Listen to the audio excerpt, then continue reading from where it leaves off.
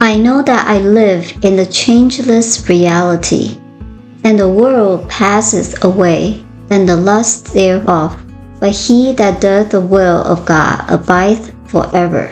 1 John 2:17. All that is with you passes away, but that which is with God abideth. The Quran. Neither the will of God nor the nature of God can change. Reality is the same yesterday, today, and forever. That which was is, and that which is will remain. As human beings, our nature is spiritual. The only thing about us that can change is that which ought not to be permanent. We are changeless beings living in a changing world. Thus, all of our experiences are bound together on a thread of continuity that James Russell Lowell called the thread of the all-sustaining beauty, which runs through all and doth all unite.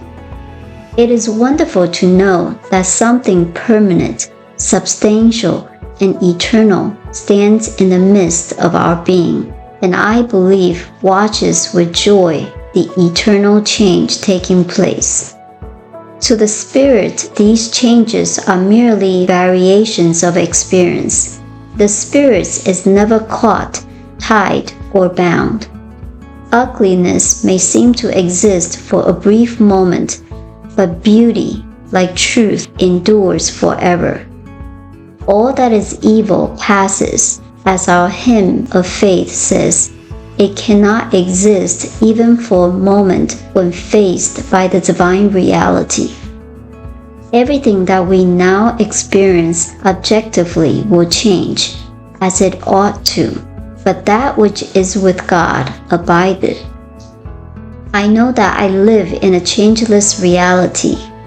I am not disturbed by the passage of time, the movement around me, nor the variations of experience through which I go. Something within me remains immovable and says, "Be still and know that I am God." This I am, which is God within me, is substantial, changeless, and perfect.